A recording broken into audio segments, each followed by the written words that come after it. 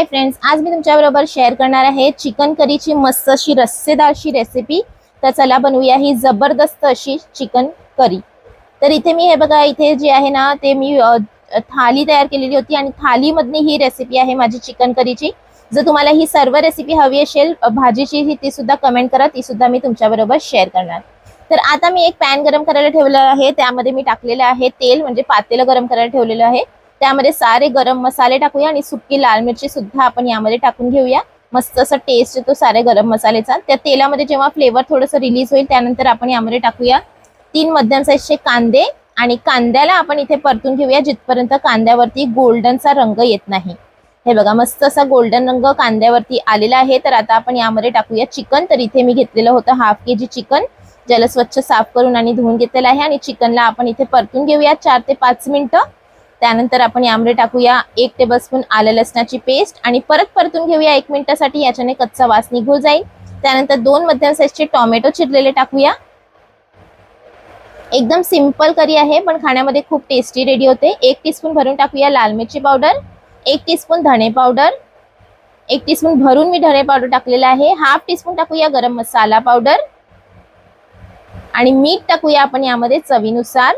चला मीठ सुद्धा आपण यामध्ये टाकून घेऊया आणि हळद टाकूया हाफ टीस्पून आणि सर्व मसाले आपण चांगल्या प्रकारे इथे मिक्स करून घेऊया।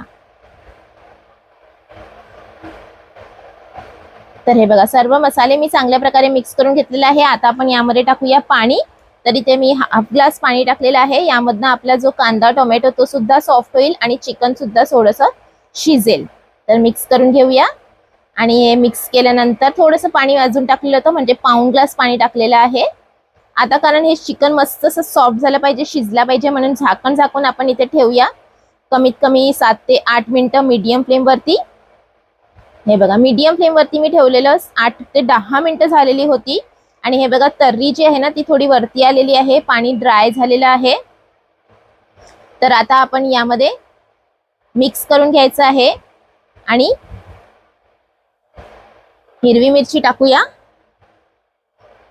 2 हिरवी मिरची टाकलेली आहे, त्याबरोबर टाकूया थोडीशी कोथिंबीर आणि परत मिक्स करून घेऊया आणि परतून घेऊया तेल सुटेपर्यंत। आणि तेल सुटेपर्यंत इथे मी परतून घेतलेला आहे। कांदा टोमॅटो मस्त असं सॉफ्ट झालेला आहे, चिकन शिजलेलं आहे। तर आता आपण यामध्ये टाकूया पाणी। तर इथे मी 1 ग्लास पाणी टाकलेलं आहे, कारण भाताबरोबर ही चिकन करी मी सर्व करणार आहे, म्हणून 1 ग्लास पाणी टाकलेलं आहे, म्हणजे कन्सिस्टन्सी सुद्धा बरोबर होईल आणि चिकन अजून मस्त असं शिजेल या पाण्यामध्येच। तर झाकण झाकून ठेवूया लो फ्लेमवरती कमीत कमी 7 ते 8 मिनिटं। आणि 7 ते 8 मिनिटं इथे झालेली आहेत आणि ही बघा आपली चिकन करी मस्त अशी झालेली आहे रेडी।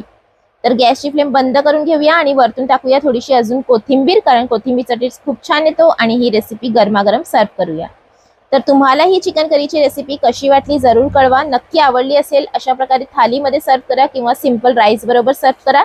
नक्की रेसिपी आवडली असेल तर लाईक करा, शेअर करा, चॅनलवरती नवीन असाल तर जरूर सबस्क्राईब करा अशाच नवीन नवीन रेसिपीसाठी। तर हे थालीमध्ये मी खाजा ठेवलेला होतं, चिकन करी आणि मेथीची भाजी आणि राईस आणि चपाती सुद्धा मी ठेवली होती।